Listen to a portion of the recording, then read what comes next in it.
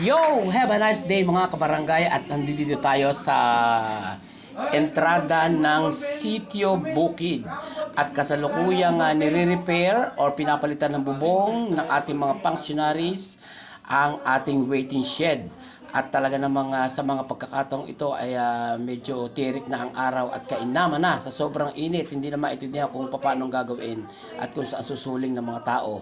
Ngayon ay pinuntahan natin with the Kapitan Arthur Lirio and Konsehal Celso Andal with the Captain Action Team Ding Almendras ang ating waiting shed na nire-repair sa kasalukuyan at ito nga ay narito sa entrada ng ating Sitio Bukid at inihahanda na ito para sa lalong madaling panahon at malapit na nga ang tag-ulan and soon rainy days are coming ay kailangan makumpuni ito sa lalong madaling panahon upang ang ating mga kabarangay na ika nga ay pag malakas ang ulan at sisilong, kailangan makasilong dyan sa shed na yan.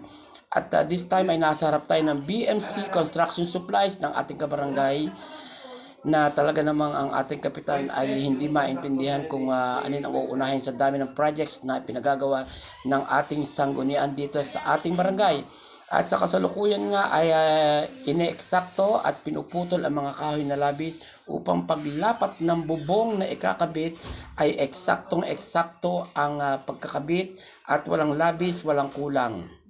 Although na may kaunting sagabal yung bandang kaluran na yon dahil meron doon nakakabit na what we call the signage ng isang ospital dito sa may parting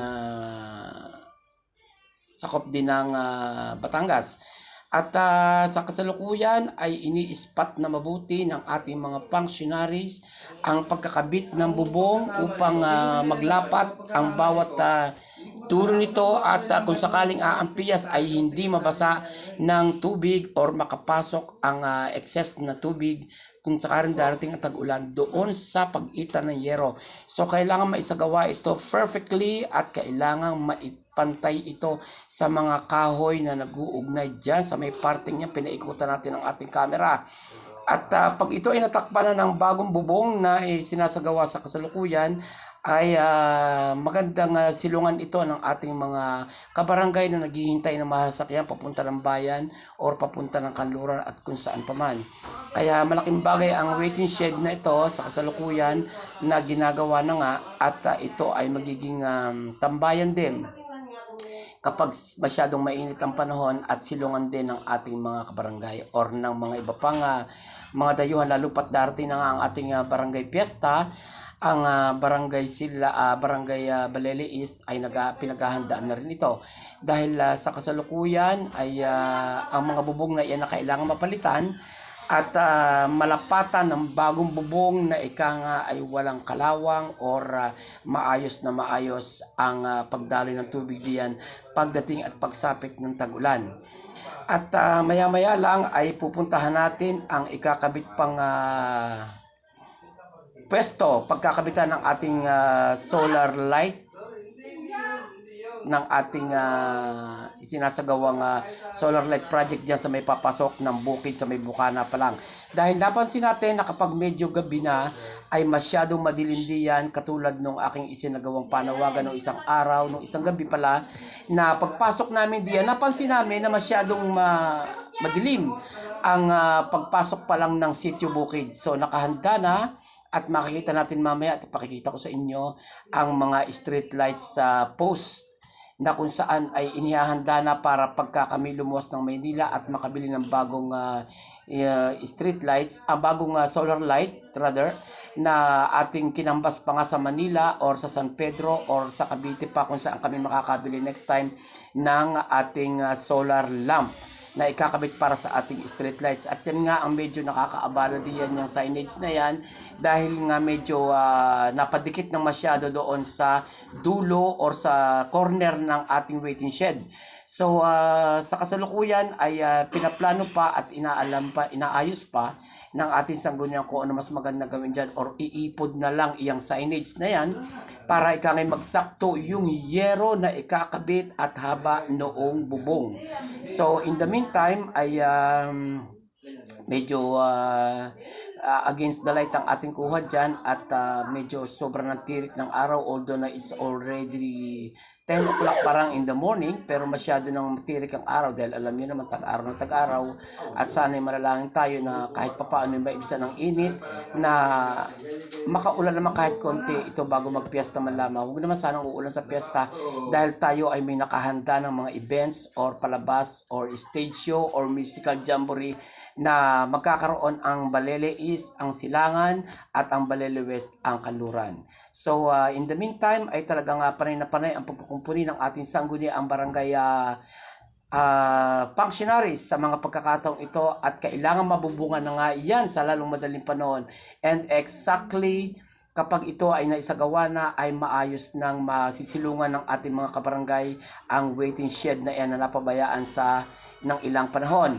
So, ayan na nga at ipinapatong na nga ang bubong at medyo puputulin pa ng konti yung corner dahil masyadong mahaba yung isang kahoy doon sa may front side ng ating waiting shed.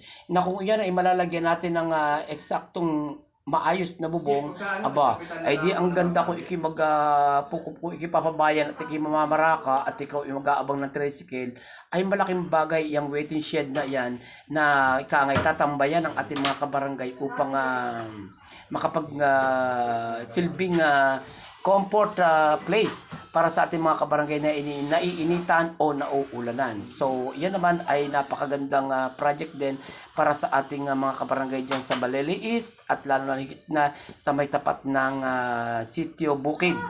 At yung mga pagkakataong yan ay binibisita natin kasama ng ating punong barangay ang pagtatayuan naman ng mga street lamp poste. Ayan.